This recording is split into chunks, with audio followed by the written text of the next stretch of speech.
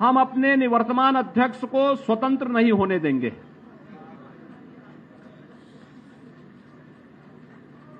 तीन वर्ष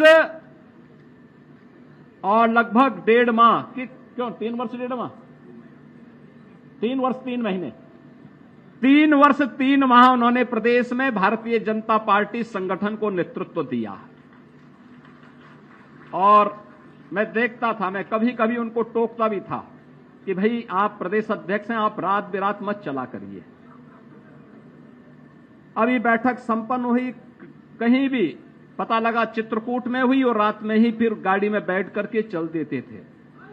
अगले दिन किसी अन्य जगह कार्य करने के लिए। कार्यकर्ता के बीच में घुल मिल लेते थे, बातचीत करते थे,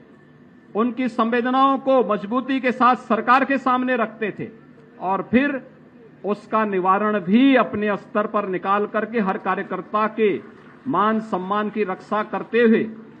सरकार और संगठन में बेहतर समन्वय करने का काम उन्होंने किया और उसका परिणाम हम सबके सामने है। 2022 का विधानसभा का चुनाव, इससे पहले प्रदेश में पंचायत के चुनाव, स्थानीय प्राधिकारी में पहली बार आपने देखा होगा 36 विधान परिषद के चुनाव हुए थे। 36 में से 33 में भारतीय जनता पार्टी का कार्यकर्ता विधान परिषद का सदस्य चुनाव जीत करके आता है। और यही नहीं, चमत्कार तो तब दुनिया को देखने को मिला जब आजमगढ़ और रामपुर में भी चुनाव जीत करके लोकसभा में भारतीय जनता पार्टी के कार्यकर्ता चुनाव जीत करके चले गए। आज वे प्रदेश के जल शक्ति मंत्री के रूप में काम कर रहे हैं, साथ साथ प्रदेश संगठन की दायित्वों को भी कुशलतापूर्वक निर्वहन कर रहे थे। विगत 6 महीने से दोनों कार्यों में कर रहे थे और उनके द्वारा लगातार इस बारे में कहा जाता था कि भारतीय जनता पार्टी का सिद्धांत है एक व्यक्ति एक पद, और इस सिद्धांत का पालन करते हुए मैं अध्यक्ष पद से मुक्त होना चाहता हूं। मैं भी बहुत बार कहता था, जब तक केंद्रीय नेतृत्व नहीं कहता तब तक आपको अपने दायित्व पर ही बना रहना होगा। और जब केंद्रीय नेतृत्व का आदेश हुआ उसका अनुपालन करते हुए उन्होंने विगत 3 वर्ष 3 माह तक भारतीय जनता पार्टी के प्रदेश के संगठन को जो जीवंतता दी वह अत्यंत अभिनंदनीय है, वह स्वागत योग्य है। प्रदेश सरकार में पहले परिवहन मंत्री के रूप में भी उन्होंने मेरे साथ काम किया था और परिवहन मंत्री के रूप में कार्य करते हुए मैं देखता था एक एक चीज को, नई नई चीजों को ढूंढ करके लाते थे अलग अलग जगह से,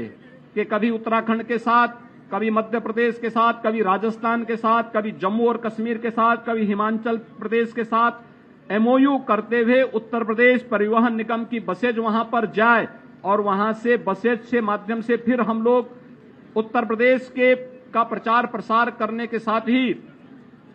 उत्तर प्रदेश में कुंभ के दौरान 5000 बसेज उन्होंने अपने अतिरिक्त बेड़े में एकत्र करवाई। और आपने देखा होगा उस समय मैं भी बोलता था भी इतनी बसेज खरीद रहे हैं लेकिन इससे क्या हमें लाभ होगा, लेकिन कोरोना के दौरान आपने देखा होगा कि जब हमें उत्तर प्रदेश के छात्रों को दूसरे राज्यों से वापस लाना था, इन्हीं बसेज को मैं भेजता था, जाकर के अपने बच्चों को वापस लेकर के आता था। प्रवासी कामगार और श्रमिकों को वापस लाने में इन्हीं बसेज का हम मदद करते थे। आज वे अपने संगठन के प्रदेश अध्यक्ष से यहां से तात्कालिक व्यवस्था के अंतर्गत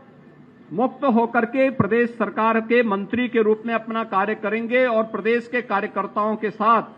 कदम से कदम मिलाकर के माननीय भूपेंद्र जी को मजबूत करने में अपना योगदान देंगे। मैं उनका भी इस अवसर पर हृदय से